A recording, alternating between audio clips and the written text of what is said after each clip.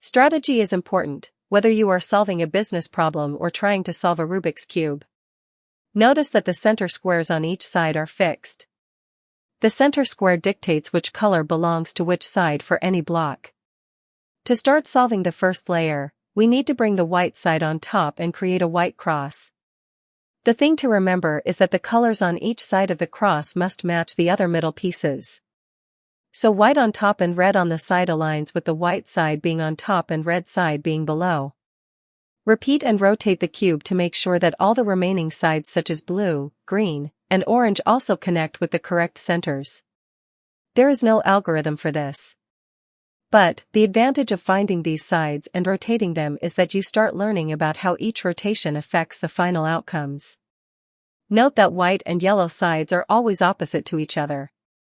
Similarly, red and orange are opposite to each other, as are the blue and green sides. Now, it is time to match the white corners. The algorithm for getting white corners in the correct places is relatively simple. The right side, R, and the bottom layer, D, are the only ones you need to rotate. Turn the cube itself to have different color sides, such as red, blue, orange, or green, facing you.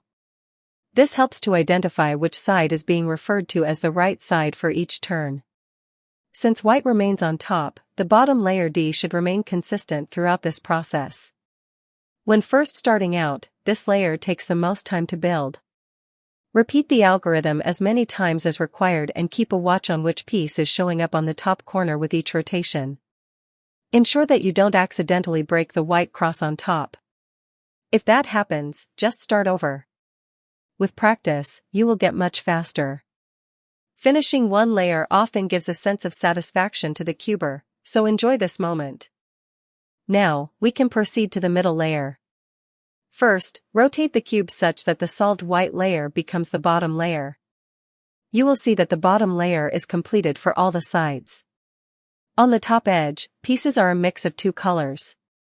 The side edges between, say, blue and orange must have a piece that is blue on one side and orange on the other. Find that color combination piece on the top layer's edge. Now identify whether that piece needs to be moved to the left or to the right for either the blue or the orange faces.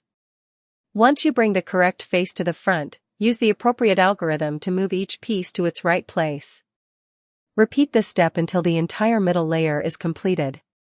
You will need to do this on all four sides. Yellow remains on top and is not the focus right now. White is on the bottom and already solved. If you mess up, don't panic. Just start the cube again by fixing the white layer first. Again, as you get more comfortable with solving, you will get better at avoiding errors. Now that we have the bottom two layers completed, we can move on to the third and final top yellow layer. The first goal is to create a yellow cross. Repeat the algorithm until you see the yellow cross get created. Just make sure that the bottom two layers remain intact after every algorithm is run. Otherwise, back to the beginning.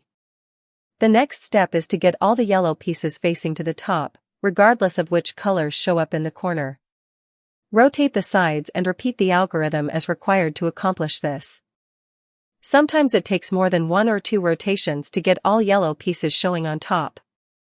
Now, we need to adjust and rotate the corner pieces to their correct locations. The middle pieces might not yet coordinate with the center pieces of the sides, and that is okay. Repeat the algorithm until all the corners are in the right places. This is the longest algorithm to remember or follow, so follow it slowly and carefully. Getting this right will take patience, and you might end up having to restart from the beginning if you mess up the movements. Like all failures, if this happens, it will just give you more time to learn the other steps again. That is how you build muscle memory. But just think about how close we are to finishing the cube.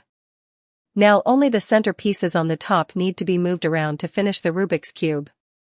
Often, one side will already align fully. Put that side towards the back and look at the remaining pieces. Choose the correct algorithm based on clockwise or counterclockwise moves required. Repeat as needed and voila! You're done. Hope you enjoyed watching this video. The algorithms are also shared in description below. Go solve your cube now.